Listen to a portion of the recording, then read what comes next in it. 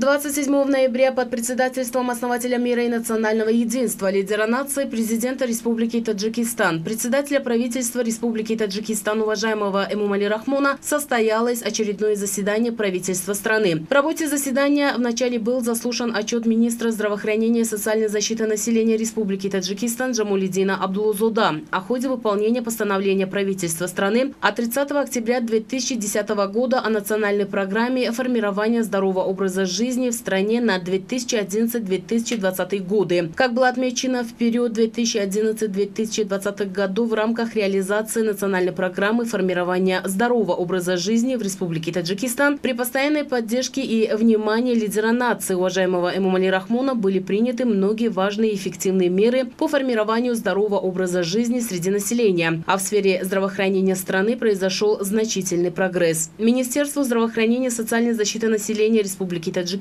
совместно с соответствующими министерствами и ведомствами и местными исполнительными органами государственной власти было поручено разработать и представить правительству страны проект национальной программы формирования здорового образа жизни в Республике Таджикистан на 2021-2025 годы и принять необходимые меры по совершенствованию механизма профилактики заболеваний и пропаганды здорового образа жизни среди населения на основе партнерства с обществом и повышению ответственности населения за собственное здоровье и окружающих. В ходе заседания были обсуждены и направлены на рассмотрение в Маджлисе и на Муэндагун Маджлисе Оли Республики Таджикистан проекты ряда законов Республики Таджикистан. Члены правительства страны обсудили вопросы, связанные с проектами инвестиционных соглашений правительства страны с партнерами, национальной стратегии Республики Таджикистан по гуманитарной противоминной деятельности на 2021-2030 годы, программы развития государственного языка на 2020-2030 годы и среднесрочным планом организованного переселения экологических мигрантов на 2021-2023 годы. В завершении заседания правительства страны глава государства напомнил, что решением Республиканского штаба по усилению противоэпидемических мер по предотвращению распространения новой инфекции COVID-19 в связи со вспышкой второй волны этого заболевания в некоторых странах мира для охраны здоровья народа Таджикистана на территории всей страны запрещено проведение всякого рода юбилейных мероприятий, в том числе организация новогодней елки, проведение культурно-массовых мероприятий, торжеств и других массовых мероприятий по случаю нового 2021 года. Поэтому глава государства, уважаемый Эмомали Рахмон, еще раз поручил Министерству здравоохранения и социальной защиты населения, Министерству внутренних дел и руководителям областей, городов и районов взять под решительный контроль вопрос неукоснительного соблюдения правил личной и общественной гигиены, использования защитных масок, решительного соблюдения социальной дистанции, обеспечения дезинфицирующих средствами образовательных учреждений всех ступеней, парков культуры и отдыха, скверов и проспектов и других общественных мест. Кроме того, были даны конкретные указания и поручения членам правительства страны по своевременному выполнению постановлений и распоряжений правительства, обеспечению бесперебойной работы учреждений здравоохранения, образования и культуры, качественному и своевременному обеспечению населения электроэнергией и теплом, проведению на высоком уровне осенне-зимнего периода 2020-2021 годов, обеспечению пищевыми продуктами и горючим, прежде всего социальных учреждений, а также содержанию в хорошем состоянии дорог и всех энергетических объектов, безубыточному сбору оставшегося урожая, в особенности хлопка, и в целом строгому контролю деятельности социально-экономических сфер страны.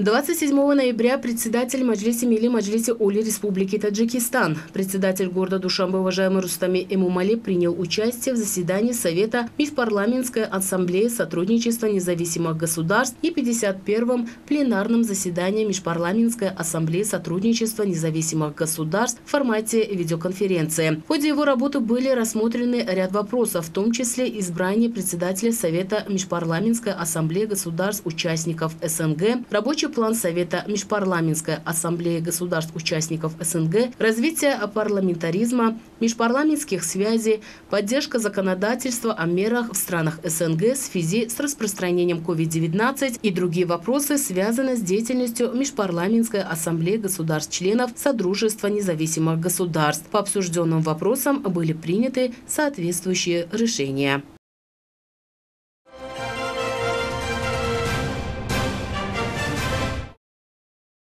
В городе Турсунзаде к предстоящей торжественной дате 30-летия государственной независимости страны намечается сооружение и сдача в эксплуатацию более 300 объектов различного назначения из числа многоэтажные жилые комплексы, торговые центры, медицинские пункты, современные парикмахерские, салоны красоты, предприятия по выпуску молочной продукции, просторные бани, детские дошкольные учреждения и многое другое.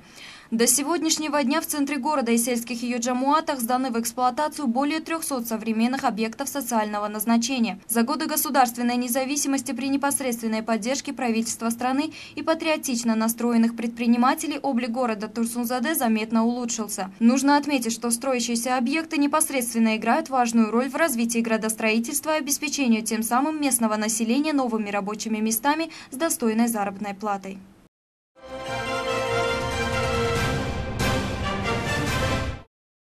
Путем созидательной политики правительства страны в городах и районах республики качество предоставления медицинских услуг заметно улучшился. Путем сооружения внедрения предоставления медицинских возможностей населению ежегодно разрабатывается ряд инвестиционных программ. Прогресс в области здравоохранения, создание новых современных медицинских учреждений, оснащение новыми передовыми технологиями и тем самым обеспечить структуру квалифицированными специалистами является первостепенной задачей каждого государства. Именно от квалифицированных специалистов зависит будущее развитие данного сектора в целом. На сегодняшний день на территории города Худжан Сагдейской области при поддержке предпринимателей и инвесторов разрабатываются проекты по строительству медицинских центров, которые вносят огромный вклад в поддержку населения.